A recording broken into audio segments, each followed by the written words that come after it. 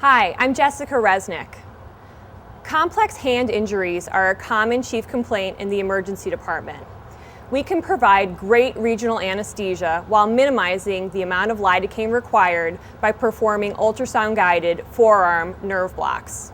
Dan has selected a high-frequency linear transducer, and he has put his settings on a superficial mode. The indicator is to the patient's right.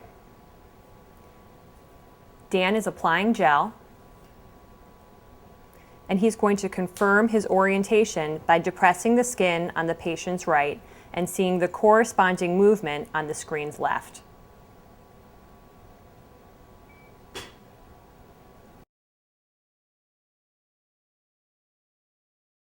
Peripheral nerves appear as round, oval, or triangular structures in the short axis. They generally have an internal fascicular pattern characterized by hypoechoic or dark fascicles surrounded by hyperechoic or bright connective tissue, resulting in a honeycomb appearance in the short axis. Now we're looking at a structure in the wrist that could either be a nerve or a tendon. We're going to follow this structure in short axis proximally. What we see is that the structure is going directly into a muscle belly, and it is a tendon, not a nerve. Before we get sterile, we're going to show you two different techniques that you can use, in plane and out of plane, as you approach the nerve. With in-plane technique, the nerve is centered on the screen again in either long or short axis. Dan is demonstrating short axis. And the needle is advanced in the same plane as the long face of the transducer, allowing complete visualization of the needle's path towards the nerve. If this approach is used, it is critically important to recognize that if the needle is not visualized on the screen once it has been inserted approximately 1 centimeter, that the needle is not in the same plane as the transducer beam. The needle should not be advanced further and should be repositioned. In out-of-plane technique, the nerve is centered on the ultrasound screen in either short or long axis, and the needle is inserted perpendicular to the long face of the transducer. Dan is short axis on the nerve. With this technique, only a small portion of the needle will be seen. The transducer will be slid or angled proximally to follow the needle tip.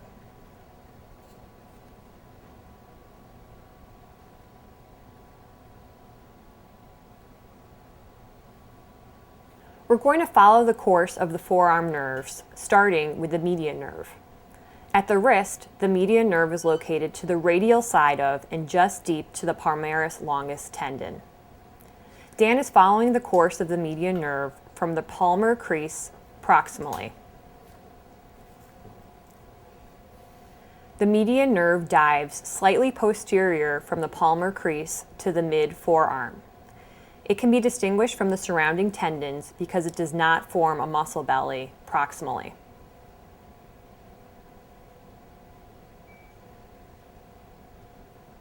The ulnar nerve is typically located to the radial side and superficial to the flexor carpi ulnaris tendon, just deep to the ulnar artery. As you can see in our patient, everyone's anatomy is slightly different. The ulnar nerve is deep to the flexor carpi ulnaris tendon, and it is at the same level as the ulnar artery.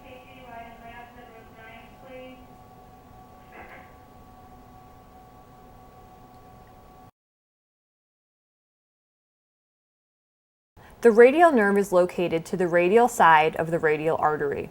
However, proximal to the wrist, usually at the radial styloid, the nerve gives off many fibers to supply the dorsum of the hand. We identify the radial nerve the best in the mid-forearm to the radial side of the artery.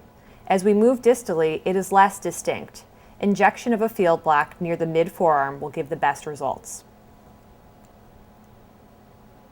Standard sterile technique, as demonstrated previously in the ultrasound-guided femoral vein video, should be used for all ultrasound-guided nerve blocks. Lidocaine without epinephrine or bupivacaine 0.25% have good safety profiles. Less than 5 cc's of volume per nerve should be used to avoid raising compartment pressures. This is an ultrasound demonstration of the out-of-plane technique to anesthetize the median nerve.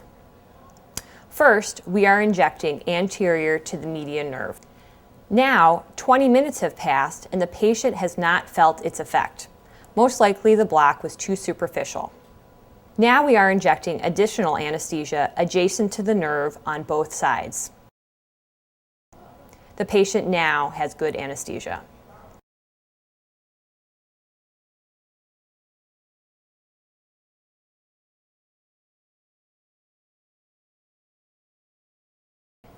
Now we've seen the nerve anatomy of the forearm and demonstrated two different techniques for ultrasound-guided forearm nerve blocks.